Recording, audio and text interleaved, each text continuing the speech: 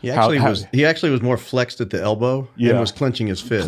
So what would that tell you injury was? Well, I mean, it would indicate to me, at least, if I was viewing that, I'd say, there's some kind of neurological thing going on here. Something was impacted that's disrupting the electrical impulses. But is he getting impulses from his brain to his muscles? Hard to know. And I don't know. They might call in So Dr. Smith, whatever the doctor's name is. Guajardo. What, in your opinion, what was the range of fire on this round? Okay, your assessment. The range of fire? Yeah. So he's going to say it's indeterminate. That means you can't tell, right? You cannot tell how far away this round was fired based upon the examination of a defect, okay? All right, the bullet hole itself. You've heard me talk about my dad and the wall he hit in his 50s with his energy. Suddenly, the same workouts he had always been doing lost their edge, his recovery sucked, and he woke up feeling tired every morning. None of it made sense. He was doing everything right, but his body just wasn't working like it used to. Most guys think these are all separate problems, but the truth is they're all linked to the same issue: high cortisol. Cortisol is your body's stress hormone. It's supposed to spike when you're under pressure and then come back down. But modern life, the screens, work deadlines, finances, keeps your cortisol jacked up 24/7. And when your cortisol is high, your body actually prioritizes stress hormones over testosterone production. There it is. Essentially, you're so stressed that your body is creating less testosterone, and that's why your energy, focus, sleep, and physical recovery suck. Which is why my dad started using Marsmen. Most products only focus on one side of the equation. Marsmen is different though because it uses natural ingredients to support healthy testosterone production while also helping your body manage cortisol levels. And Marsmen has no weird stimulants and no synthetic hormones. And the quality is legit. It's made in the USA, third-party tested, and now available at GNC nationwide. When my dad started using Marsmen, he noticed his workouts immediately kicked back up, his recovery was significantly better, and his energy was great throughout the day. And with their 90-day money-back guarantee, there's no risk trying Marsmen. But over 91% of Marsmen users report higher energy levels. For a limited time, our listeners are going to get 50% off Marsmen for life, plus free shipping and 3 free gifts when you go to mengotomars.com. That link is in my description below. That's mengotomars.com, link in my description below, for 50% off and 3 free gifts when you check out. After you purchase, they're going to ask you where you heard about them. Please support our show and tell them I sent you. And then going to say, well, can you please describe for the court what you mean by that? And then he's going to, pivot in his chair. He's going to look at the jury and he's going to say something like, okay, so this is how it works. If someone, and you'll have variable numbers that come along with this. So they'll say something like, well, if it's a press contact, close contact, you're going to have very tight deposition of unburned powder, okay? Unburned powder. Unburned powder. Anything that comes out of the muzzle is going to tattoo the skin. It'll, like this, and it'll kind of surround that area, all right? Unburned powder, you can get smoke, you can get all kinds of stuff. And that could be from different things. Yeah, and we're talking about a close range, round like this. And then the further you move away, it's like the best way to describe it so that folks really understand, it's like having a water hose with a nozzle on it. So as you move further and further away, the spray kind of distributes like that, okay? Mm-hmm. And based upon the number that you can come up with, the diameter of the deposition of the powder and all of that stuff, you get an idea of range. That's how they determine range of fire with a firearm. But there's a point where it's generally between people will say between 18 and 36 inches away, okay? And a lot of this is dependent upon the type of weapon it is, what type of ammo is being fired, what kind of load it is. As you move further and further away, well, anything coming out of the muzzle of that weapon that is not a lead core projectile has very limited or inadequate aerodynamic characteristics. So it's almost like talcum powder at one point in time where it just kind of showers to the ground. You're not going to have anything. Mm. You move further and further back. So this round that's being fired, allegedly, from here. Yards is what they say. Yeah. You're talking about no evidence of deposition. But here's the cool thing about it. is that with a distance round, if you have something that is fired at a distance, there's two things we look for. There's going to be an abrasion, and this abrasion is, Baron, can I see your wrist real quick? Okay, so this is what it's going to look like. Yeah, hold it remember, up. Yeah, remember, right there. Remember when we were kids, and I'm not going to do this. No, you can. So you remember when we were kids and someone would grab your wrist like this and they would twist like this and like this opposite, right? And you get this burning feeling circumferentially all around here, okay? Well, now... Burn. You said that. I wasn't going to say it. But, wait, you can't say that now? Come on. You're not allowed to say that? Wait, hang on. Hush. Everybody God hush. damn it. I hear knocking at the door right now. Jesus Christ. He's culturally appropriated wrist injuries. I'm a college professor. I have to do this. I have to be careful. Anyway, so imagine this round that's traveling down range that is spinning at this incredible speed. And when it hits the skin, guess what happens? It literally corkscrews into the skin. So you get this little abrasion ring right there. We look for that. And that's evidence that a bullet passed through. Okay. Now, the other thing that we look for is something called grease wipe or bullet wipe. And unfortunately, we don't have any rounds around here. But if you see a casing on a fully intact live round, where the neck of the round is right here, and the projectile is actually seated down into the neck, or seated down into the neck, there's a little bit of grease that they put on this thing, and then they crimp it like that, and that holds around, and that's lubricated so that when it comes out, when that firing pin initiates through the little flash holes, it hits the propellant and then drives this thing out. It's being held in there by the crimping, okay, that holds it in place, but you want it lubricated to a certain degree so it's going to begin to spin out in an effective manner. Well, you get a little bit of grease in there too, so you'll see not only the little collar, it's actually called a collar abrasion, where the skin is twisted. You'll also see a little grease ring, and if the weapon is dirty, you can actually see, or the rounds are dirty, you can actually see dirt deposit, particularly microscopically if they go in and take a section of the actual entry point, which in this case I hope they did. Matter of fact, I hope they excised the entire wound and took it out. Excised it? Yeah, just cut it all out and saved it. I'm hoping they did. Saved it? Oh, hell yeah. There's like the mortician. I've got so many things I want them to have saved in this case. They've got to save all this stuff through the termination of his legal proceedings. Yeah. So in a death case, that's until they put the needle in his arm. Yeah. All this stuff has to be saved. Has to be retained. Yeah. The other thing I'm hoping that they saved are all the structures of the neck. Everything. I'm talking about the larynx, the pharynx, the tongue. Can I ask you a question? What if they didn't? What would that tell you?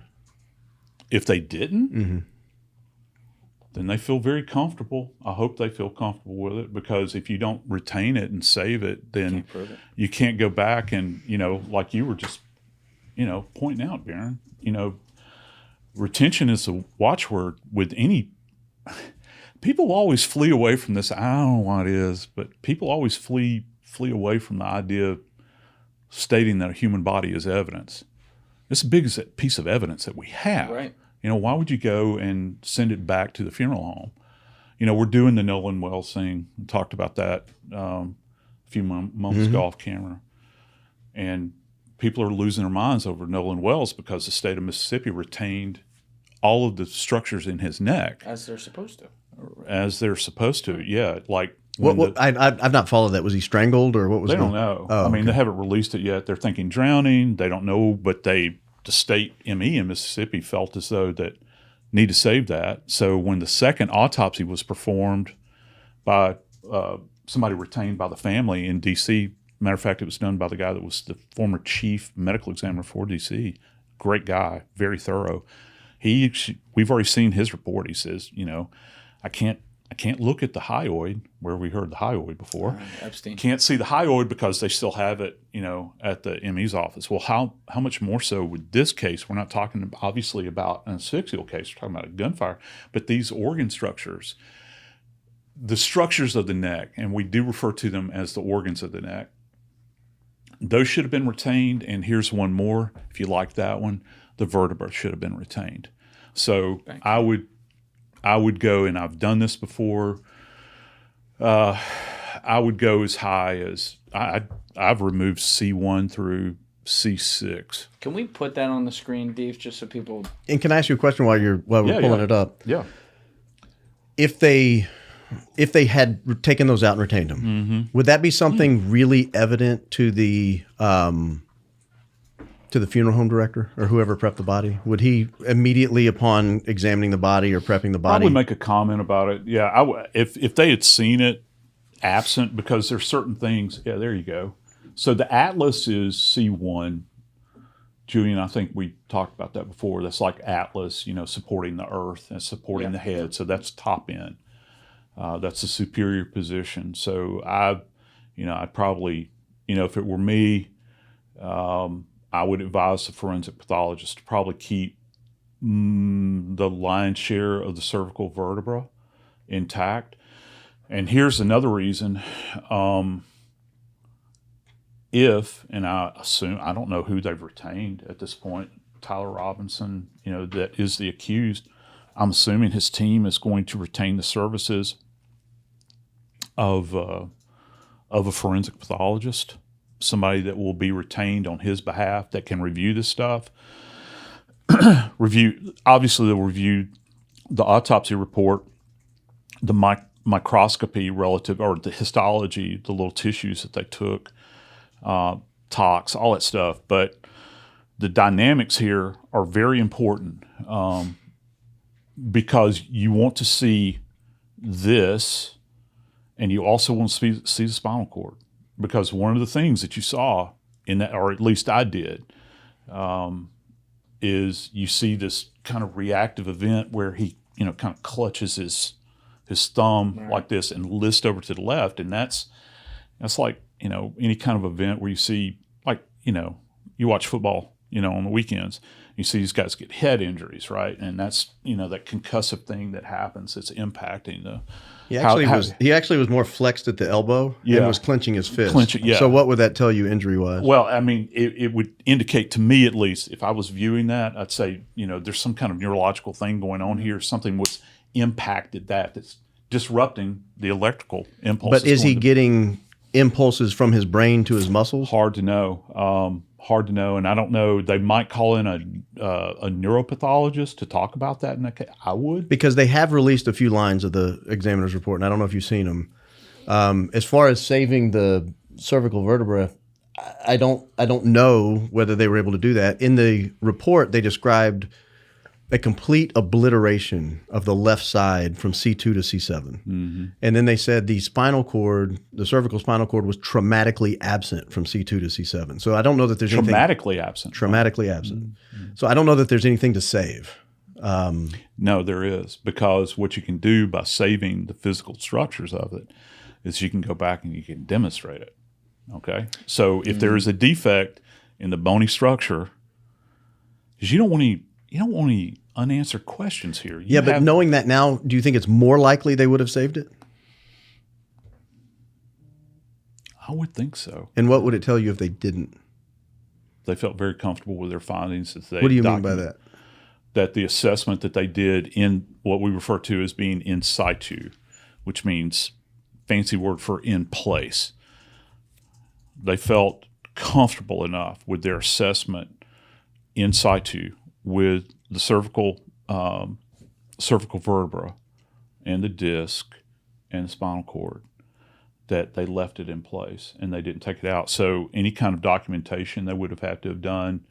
We talked the other day before they would, and I can promise you they did this, pretty sure, before they ever broke out the cold steel in the autopsy room, they would have gone into that defect with the green with probes, and they would have taken images in profile with the sticks in place. That would have happened. But when you say they feel comfortable with it, comfortable enough to make the determination of cause and manner of death?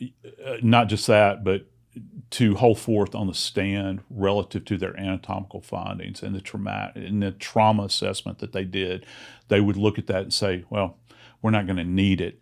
And a lot of this is going to be pro-sector dependent. Okay, how comfortable does the forensic pathologist feel with their skill level? And also, some tend to be a bit more, how can I say this politely, fastidious about things that they're going to retain and hold on to. So what, at a bare minimum, what do you think they were just, in order to even keep the standard, what do you think they retained? Well, hopefully, at minimum, I'm hoping they retained the spinal cord. Okay. Which you would have to trim out. And you think it would fall below the standard if they didn't? For me, it would. Okay. Yeah. And what else? Particularly where, God, I hate to say this, because it elevates this case above all other homicides, and I don't believe in that. I think that the standard should be the standard, no matter who it is, all right? But you do have cases where you will have pathologists that will take extra measures because of they're aware, trust me, they're aware of the static in the air. And they'll do things to the point. Now, they can do it to a fault, too, because, as you know, legally, as you know, if they, I'm nitpicking here, but they can get them on the stand and said, we've never done this in any other case. Why'd you choose to do it in this case? And that's the kind of thing. So the cervical cord? Yeah, the spinal cord. Spinal cord. Yes, you sir. think to meet the standard, you Absolutely. have to say that. What other things? What other structures? The cerebral, the cervical vertebra, I would think. And you're saying C2 to C7? Yeah, that's what the report said. Yeah. And so to meet the standard, you think if they go to trial and they say, we didn't keep this, you say they fell below the standard. Yeah, in my opinion. And anything else they would have kept? Yeah. Anything else that would, in order to meet the Yeah, standard? the external, that's why I was saying, like, this injury right here. Okay. So those three things, vertebrae, spinal cord, and the wound Entrance. itself. And anything else is any other trauma-related Well, area. they said all this was destroyed as well. Yeah, well, destroyed is relative. And Yeah, I don't okay. know to what degree. That destroyed is not a medical term. No. I understand. Disrupted is. Disrupted is a great. It's You could pull it up. It's in one of the filings. It's I can point you to it, anatomically but- disrupted, Thank you guys for watching the episode. If you haven't already, please hit that subscribe button and smash that like button on the video. They're both a huge, huge help. And if you would like to follow me on Instagram and X, those links are in my description below.